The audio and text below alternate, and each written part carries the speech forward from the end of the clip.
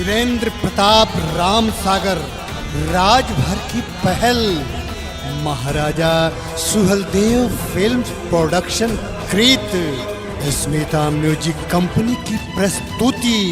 जी हाँ दोस्तों, निरहुर राजभर क्रांतिकारी और राजभर का बदला लूंगी सिंदूर की कसम के भारी सफलता के बाद भोजपुरी बिरहा एल्बम राजभरों का रक्त रंजित इतिहास अतः वीरेंद्र प्रताप राजभर, कार्यकारी निर्माता धर्मेंद्र राजभर एडवोकेट, मीडिया प्रभारी चंद्रशेखर गुप्ता और सूबेदार राजभर, विशेष सहयोग श्रीमती कविता राजभर, अध्यापिका, ग्राम परशुरामपुर, पोस्ट दौड़ी मड़ियाहू, जौनपुर, उत्तर प्रदेश। एल्बम का नाम भोजपुरी बिरहा एल्बम राजभरों का रक्त रंजित इतिहास।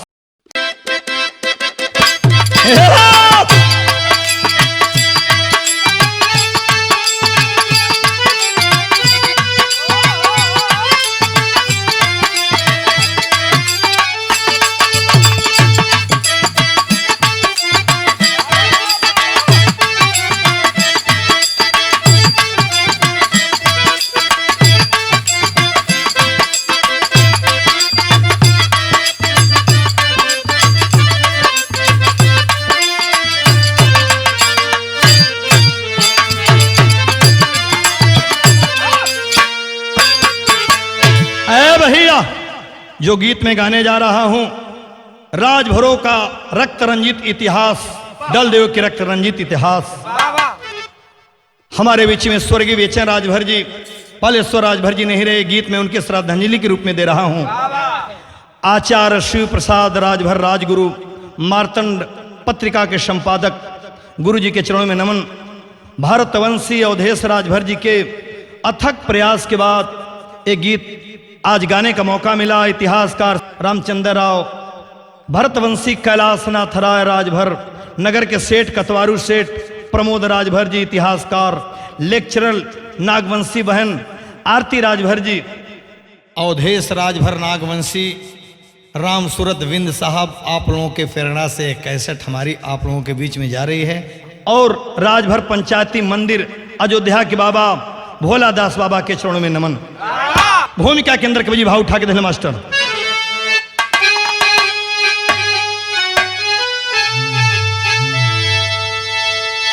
तो सौरवी सूरमाओं की गाथा अमर, अरे शीश कट जाए पर सर झुकाना न सीखे। अरे शहादत है उनकी किला को मिसाले, बढ़ा पग तो पीछे अरे हटाना न सीखे। शाने वतन की समा पे मचल के परवाने अपना जला दी जवानी। अरे स्वर्ण अक्षरों में लिखी उनकी गरिमा, अरे दीना मिटाए न उनकी कहानी।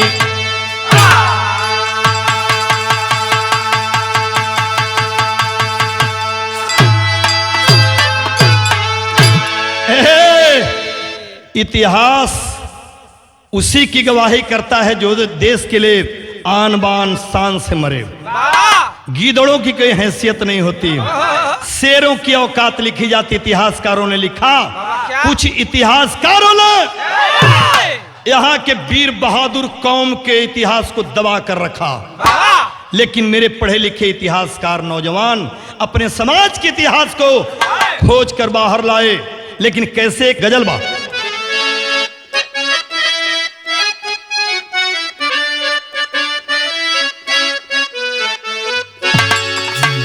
अरे बसिया की और दुनिया है, बसिया की और दुनिया है रे इसी संसार के नीचे।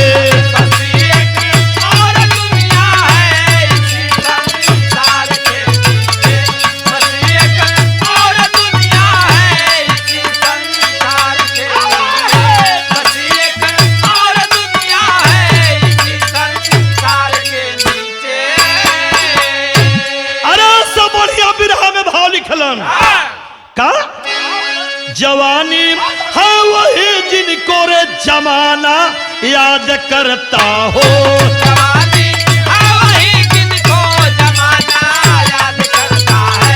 जवानी है वही जिनको जमाना याद करता है। जवानी है वही जिनको जमाना याद करता है। अरे जवानी हो वही जिनको जमाना याद करता है। अरे जवाना याद करता है वतन के इस परिंदे को सदा फरी याद करता है। वतन के इस परिंदे को सदा भरी याद करता है। वतन के इस परिंदे को सदा भरी याद करता है। वतन के इस परिंदे का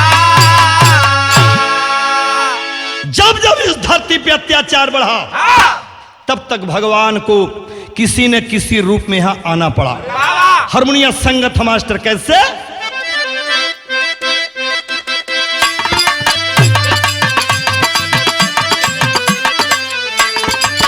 अरे अवनी पे जालंधर का जब पाप बढ़ा भारी छलकारी विसूरण में शंकर जी संहारी।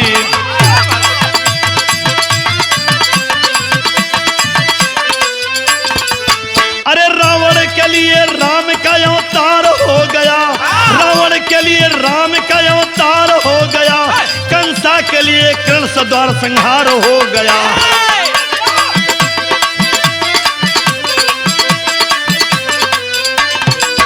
अरे गोरों का अत्याचार पृथ्वीराज मिटाए। गोरों का अत्याचार पृथ्वीराज मिटाए। कर कत्ल उसका अपना हिंदुत्व सजाए।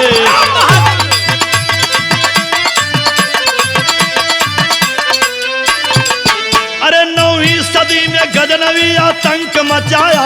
9वीं सदी में गजनवी आतंक मचाया। दिल्ली से लेके सेना पग आगे बढ़ाया।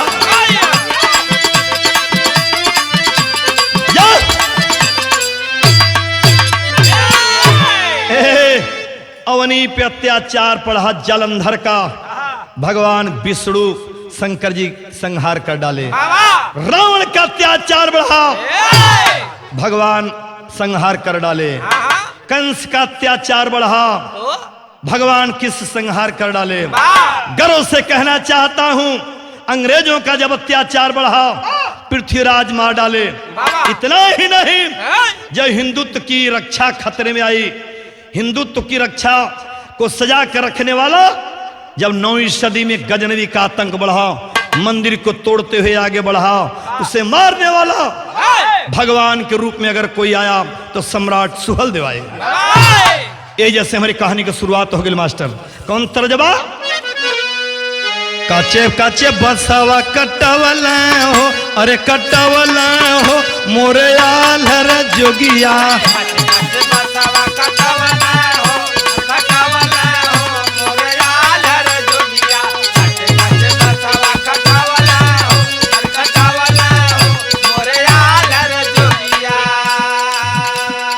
भारी उत्पत्तिया मचावला हो, अरे मचावला हो पापी व्यभिचरिया।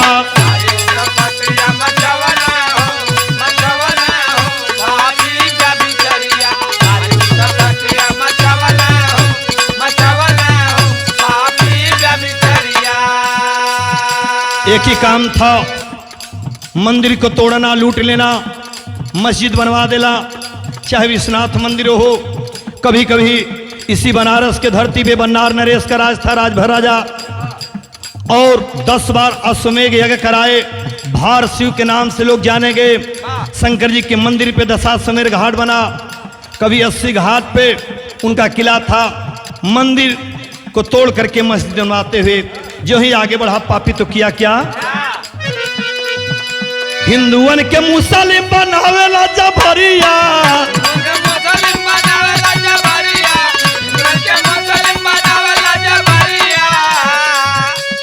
मस्जिद बनाव तोड़ तोड़ के मंदिरिया।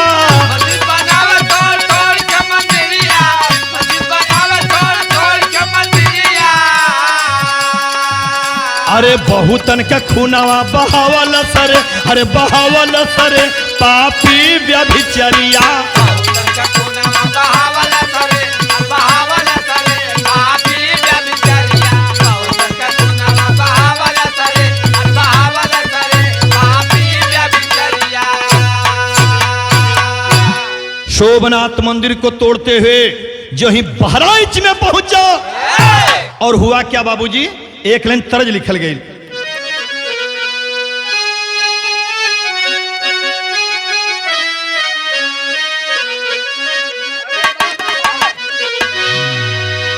अरे सुन कैला राजाऊ, अरे सुन कैला राजाऊ, कचौड़ी गली सुन कैला राजाऊ। मिर्जापुर के कैला गुलजार हो, कचौड़ी गली सुन कैला राजाऊ। मिर्जापुर के कैला गुलजार हो, कचौड़ी गली सुन कैला राजाऊ। मिर्जापुर के कैला गुलजार हो, कचौड़ी गली सुन कैला राजाऊ। लेकिन लूटा पाट करत गद्दार हो, लूटा पाट करत गद्दार होत पहुंचा बहराइच के नगरिया। लूटा पाट करत गद्दार से पहुंचा बहराइच के नगरिया। लूटा पाट करत गद्दार से पहुंचा बहराइच के नगरिया। बहराइच के नाम से बहराइच जाना गया, लेकिन वहां के राजा सम्राट सुहलदेव खबर पाए, भारत शिव राजा सुहलदेव रहल सानी। भारत शिव राजा सुहलदेव रहल सानी। भारत शिव राजा सुहलदेव रहल सानी। लड़के समर में किए जब पानी पानी, बैरी को समर में किए जब पानी पानी। बैरी को समर में किए जब पानी पानी। सियरा पे बाड़ी बाहुड़ार हो, सियरा पे भारी बाहुड़ार होती पहुंचा बहराइच की नगरिया। तेरा पे भारी बाहुलार से पहुंचा बहराइच की नगरिया। तेरा पे भारी बाहुलार से पहुंचा बहराइच की नगरिया। सियरा पे भारी बाहुड़ार बहराइच नगर में पहुंचल, तो यहां से तरज बदल गई। गजनवी का के कारवा के रोकत मास्टर आ कवन तर्ज आ गई।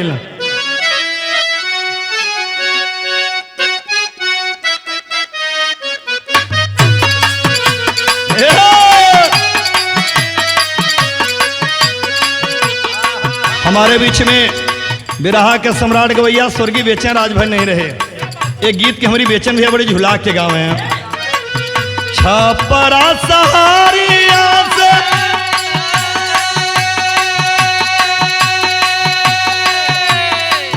अरे बिकला चरखवा देवर मोर जोगी भैले। बिकला चरखवा देवर मोरा जोगी रे भैला।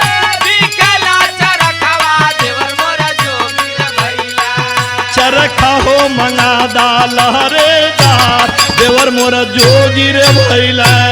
चरखा हो मंगा डाला रे दार देवर मोरा जोगी रे भैला। चरखा हो मंगा डाला रे दार देवर मोरा जोगी रे भैला। हाय रे बिरहा में कवि जी भाव लिखलन, अम्मा नवाह में बैर के बोल गजनी उत पतिया रतिया के निदियो न आवे। बारी ऊत पतिया रतिया के निदियो न आवे। बारी ऊत पतिया रतिया के निदियो न आवे। दिलवा में भारी दरकार रतिया के निदियो न आवे। दिलवा में भारी दरकार रतिया के निदियो न आवे। दिलवा में भारी दरकार रतिया के निदियो न आवे। अंत में गजनी का कुटिला नदी के किनारे गर्दन काट लिए। बाबा ओ साहसी बहादुर, जहां 2 लाख सेना लेकर के वो आतताई विदेशी लुटेरा हिंदुस्तान पे आक्रमण किया था, मत 20,000 सेना लेकर के सम्राट सुहेलदेव गजनी का सेना के नेस्तनाबूद कर डाले।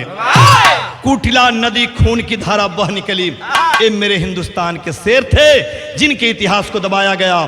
आज दुर्भाग्य है जो आतंकताई को मारा, आज उसकी इस देश में पूजा नहीं होती, और जो मारा गया आज उसकी पूजा होती है। गाजी मियाँ का पूजा होता और जो मारा वाला होकर पूजा ना होता।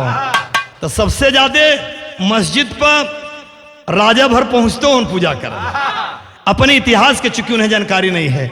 तो कहना बा कैसे भैया, भाव तेरी कबाब।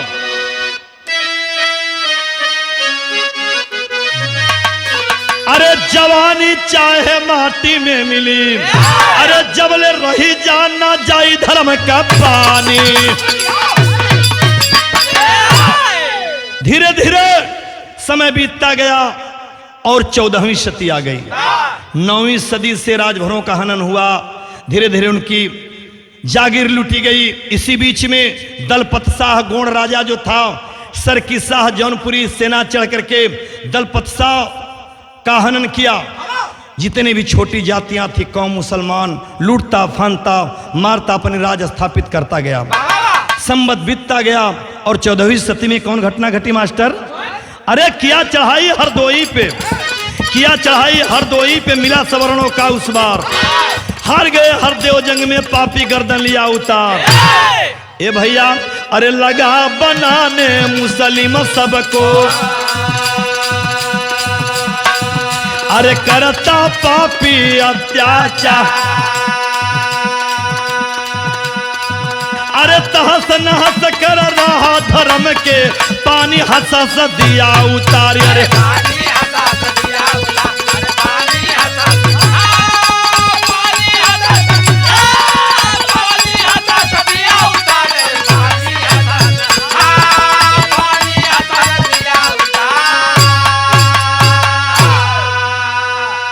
फिर एक बार हरदोई में राजा हरदेव का हनन हुआ।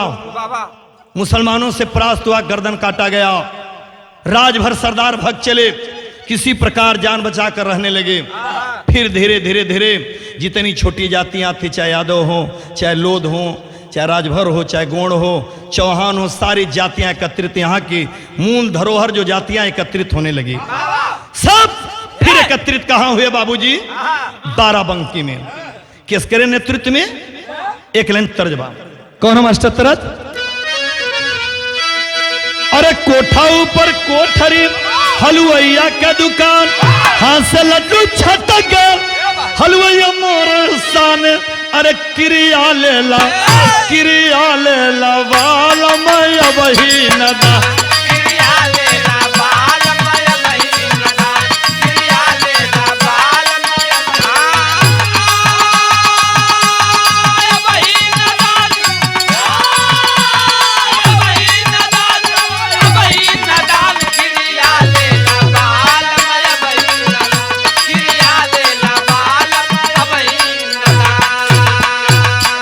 लेकिन हर क्या कहले, भार शिव भूप वंशज का दोनों, दलदेव बलदेव सानी। अरे किए कथा बीरन का सब, अरे जान न पाई पानी। अरे रखब हिंदुन का दे के हो आपन परा, रखब हिंदुन का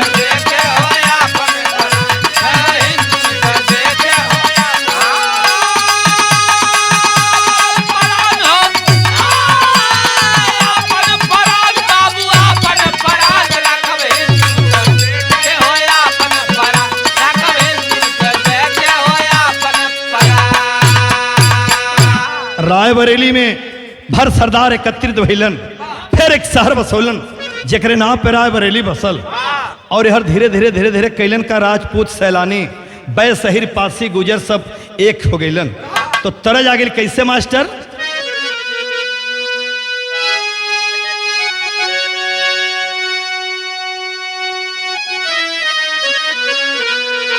अरे गाना करा पे घर बैठवला अपने कोई लरिया में, अरे लागल रे निरमोही दगा दे के, अरे भागल रे निरमोही दगा दे के।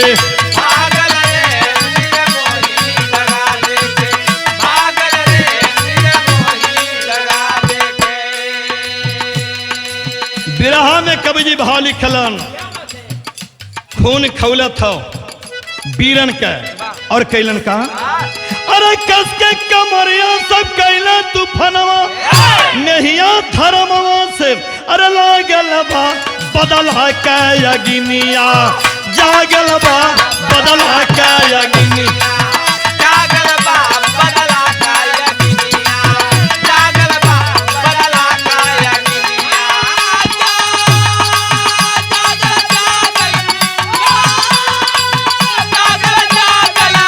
जागल बा बदला का यगिनिया, जागल बा बदला का यगिनिया, जागल बा बदला का यगिनिया। सर की शाह जौनपुरी आक्रमण कर दिया दलदेव बलदेव के ऊपर, मगर वहां वह परास्त हुआ। लिखे के पड़ल कैसे, अरे राय बरेली पकैले चढ़ाई, मार मार मुगलन के देहल भगाई,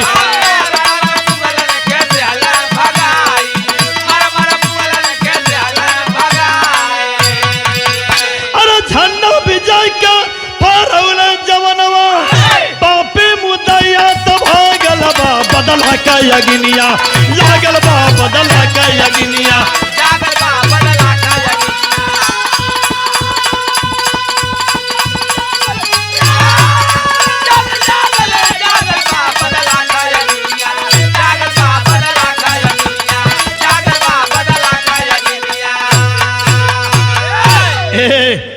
सर की शाह लड़ाई से अवगत, इतनी जबरदस्त लड़ाई हुई, सर की शाह को मुंह खाना पड़ा, जौनपुर भाग कर आना पड़ा।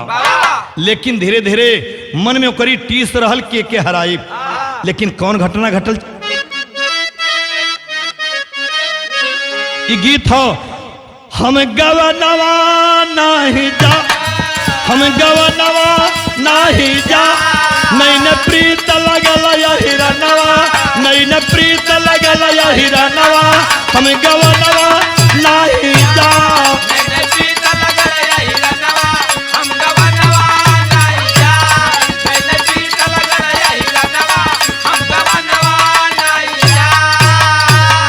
लेकिन राजा दलदेव से कांप दुश्मनवा, राजा दलदेव से कांप दुश्मनवा, अरे अल्लाह नवा कैलना, राजा दलदेव से कांप दुश्मनवा, ये लनवा कैलना, राजा दलदेव से कांप दुश्मनवा, ये लनवा कैलना।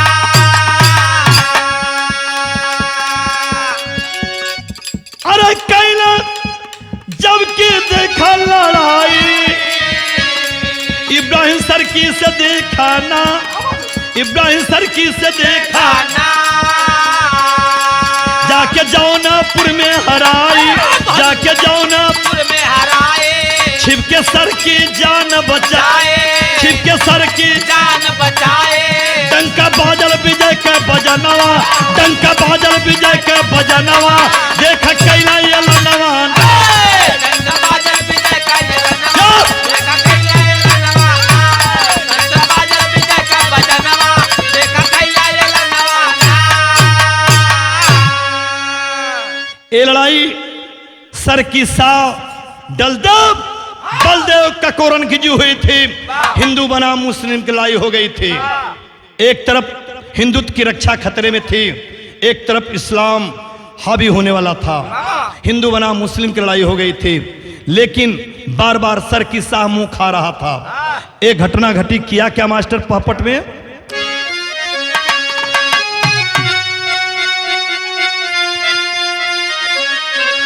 अरे सजा के रखे धर्म के अपने पानी चढ़ल जवानी में, अरे बाह पुजावा भैया बलदेव सानी चढ़ल जवानी में, बाबूलावा भैया बलदेव सानी चढ़ल जवानी में, बाबूलावा भैया, बाबूलावा भैया बलदेव सानी चढ़ल जवानी में, या बहादुर बाबूलावा भैया बलदेव सानी चढ़ल जवानी में, बाबूलावा भैया बलदेव सानी चढ़ल जवानी में। दलदेव बलदेव ककोरन 25 कोस के इर्द गिर्द में अपनी किला स्थापित कर लिए थे, अपनी राज को। लेकिन भैल का बाबूजी, अरे बालदेव को राय बरेली राजा जबकि बनाए हो, डलमऊ में सुंदर यापन किला को बनवाए हो। अरे 15वीं सदी का मिलल वो कहानी चहल जवानी में, कायम रही है धरती सुना निशानी चढ़ल जवानी में।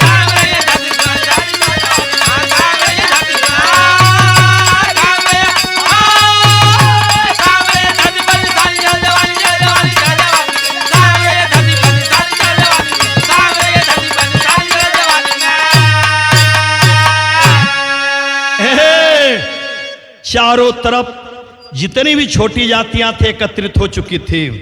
25 कोस के एरिया में उनका किला स्थापित हो चुका था। लेकिन ए बाबू, एक दिन अजीब घटना घट गई।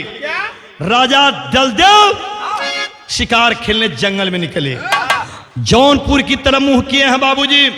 आते आते जौनपुर तराई क्षेत्र में हुआ क्या बाबूजी,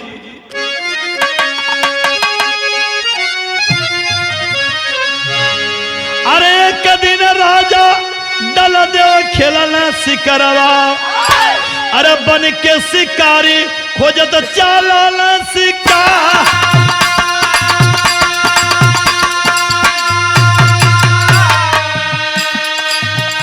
अरे सैयद बाबा हाजी का सलमा कुमारी,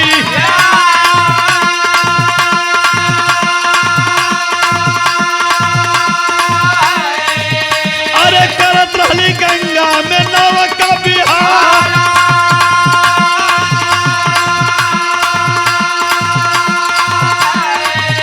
अरे पड़ली नजरिया हो डल सलमा पर,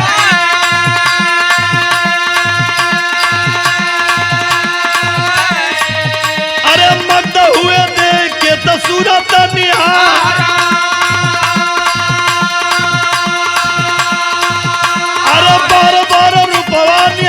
पनिया में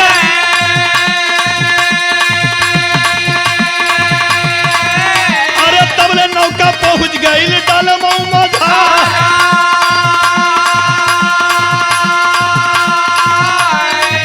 अरे हुक्म दिए सलमा को लाए हैं महाली,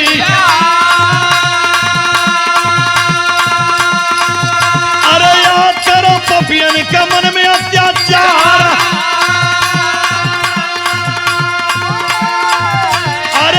के भी यहाँ भेजे हाजी के हो पति, अरे सुर के बाद सर की सहकार विचार।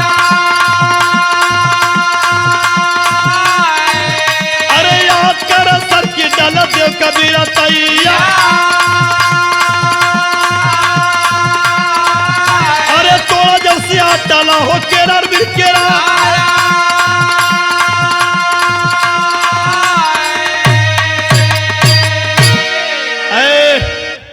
जब से सर किरसा अटाला देवी का मंदिर जौनपुर में लूटा, राजा केरारवीर राजभर का किला लूटा, तब से सोच रहा था मन में मैं कैसे डलदेव के राज को स्थापित करूं, मगर हिम्मत छूट जा रही थी। लड़ाई उसकी वीरता जान रहा था। जितने भी राजभर सरदार है एक जगह जुट चुके हैं, जितनी भी सेनाएं एकत्रित कर चुका है, हिम्मत ना पड़ल। एक रोज जो ही डलदेव जंगल में शिकार खेलने के निकलते हैं, जंगल से क्या देखते हैं कि गंगा के नजदीक एक नौका जा रही, नौका में खूबसूरत लड़की बैठी है। उस लड़की को अपने पास बुलवा लाते हैं, पकड़वा लाते हैं, पूछते हैं कौन हो तुम? बतलाई कि मेरा नाम सलमा है और सलाहकार सर सैयद बाबा हाजी की मैं बेटी सलमा हूं।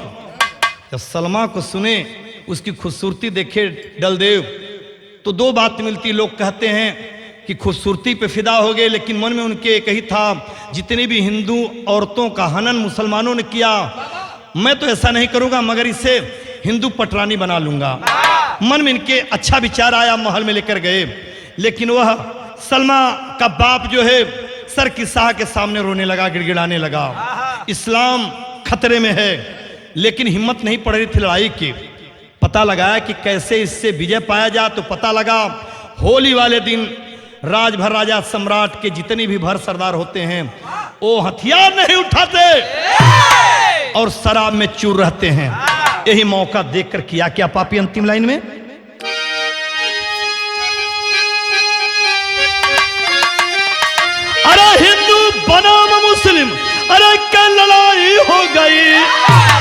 दिनवा सर की साह का चढ़ाई हो गई।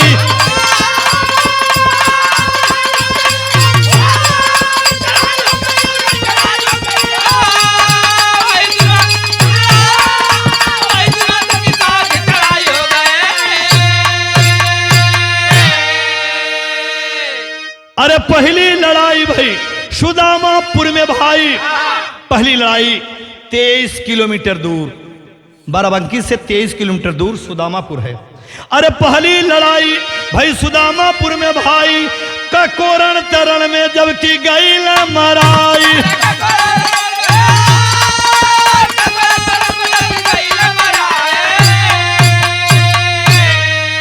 अरे रण में दर्द बल्द का सफाई हो गई, वही दिन वहां सर की साह का चढ़ाई हो गई।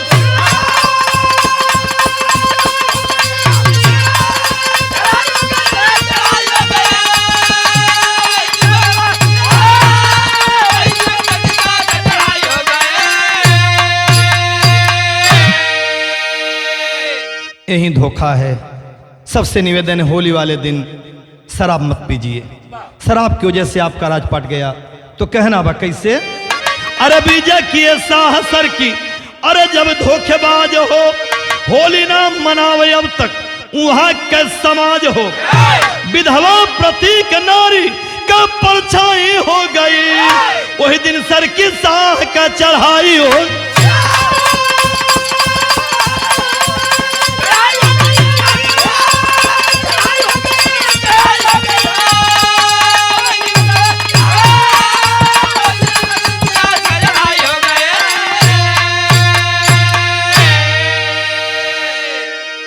भरोटिया हेर आज भी वहाँ दूध हलावा चढ़ाते हैं सावन में, लेकिन पखरौली में आज जो पखरौली स्टेशन है, पखरौली में सम्राट की आज भी डलदेव की वो मूर्ति बनी हुई है।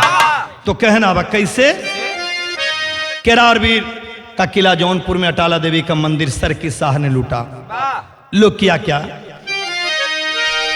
अरे 9वीं सदी से 15वीं तक इतिहास है गवाह, जिसकी जैसी भावना तो वैसी मिल गई राह। ए भैया कहना बाकी जवानी चाहे माटी में मिली, जवानी चाहे माटी में मिली, दीना छोटलाल के काम भी निशानी, जवानी चाहे माटी।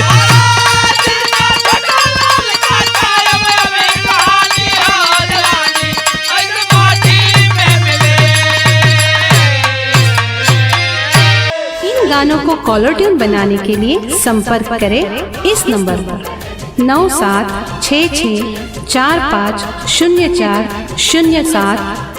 स्मिता म्यूजिक कंपनी की अन्य प्रस्तुति भोजपुरी एल्बम महिमा अपरंपार गायक विजयलाल यादव, अंशु सिंह, दामोदर राव, विलास राजभर और किरण सिंह। हम तोहरी शरण में अइली, सिर तोहरी चरण में झुकैली। हम तोहरी शरण में अइली, सिर तोहरी चरण में झुकैली। हम तोहरी शरण में अइली, सिर तोहरी चरण में झुकैली। झुक मांग चरण में ज्ञान, हे विश्वकर्मा भगवान। झुके मांगे चरण में ज्ञान, हे विश्वकर्मा भगवान। छोड़ा सैया, अरे छोड़ा सैया, ये छोड़ा सैया सब काम धाम, चला होने वाली के धामवे में। छोड़ा सैया सब काम धाम, चला होने वाली के धामवे में। नेवड़िए के धामवे में, नेवड़िए के धामवे, नेवड़िए के धामवे में। नेवड़िए के धामवे में, नेवड़िए के धामवे, नेवड़िए के धामवे में। अरे फुर्सत न बा, अरे फुर्सत न बा, अरे फुर्सत न बा सुबह से शाम, लिखल बाटे खट के करमवे में। फुर्सत न बा सुबह से शाम, लिखल बाटे खट के करमवे में। खट के करमवे हो, खट के करमवे, खट के करमवे में। धन्य बाड़ माई तो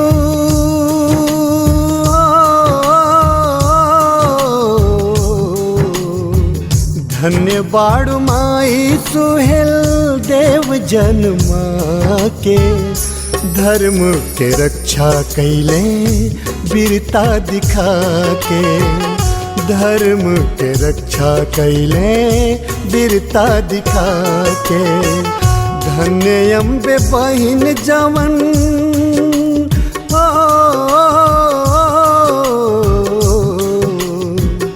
धन्य अम्बे बहिन जवन रखिया के बंधलिन, राष्ट्रवीर सुहेल देव भैया के पाके, राष्ट्रवीर सुहेल देव भैया के पाके। गाँव गाँव होत बाटे शिव चर्चा, कुछ बड़ भोले भगवान। गावे गावे होत बाटे शिव चर्चा, चल चल भोले जी के धाम। भोले भगवान अरे बाबा भोलेनाथ जी हो, भोले भगवान अरे बाबा भोलेनाथ जी हो। चारू ओरिया बटात बाट परचा, चल चली भोले जी के धाम।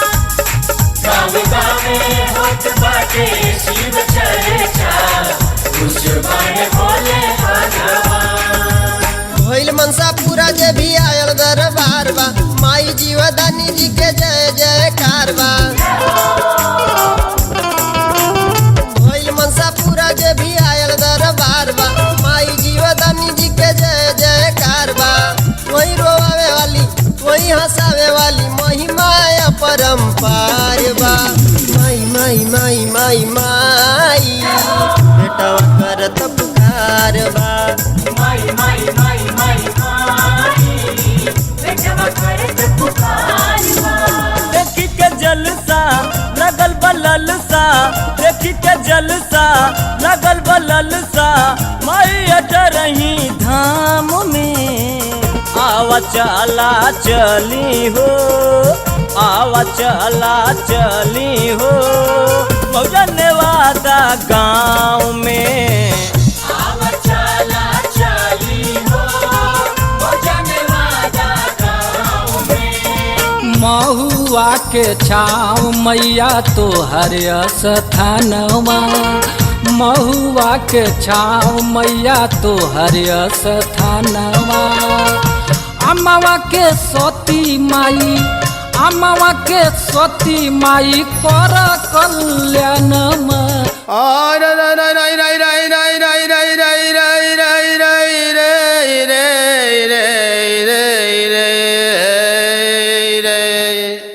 जौनपुर काशी के बीच नगरिया में देवों के देव महादेव का स्थान है, और त्रिलोचन महादेव के नाम से यहाँ सदियों से गुण गाता वेदवा पुराण है। हाय रे रे रे रे रे रे रे रे। जी हाँ दोस्तों, फिल्म एल्बम सीरियल में प्रवेश के लिए तथा एल्बम बनाने एवं रिलीज करने के लिए संपर्क करें महाराजा सुहेलदेव फिल्म प्रोडक्शन एवं स्मिता म्यूजिक कंपनी, ग्राम परशुरामपुर, पोस्ट डौड़ी, तहसील मड़ियाहू, जिला जौनपुर, उत्तर प्रदेश। Mobile number 9648770280।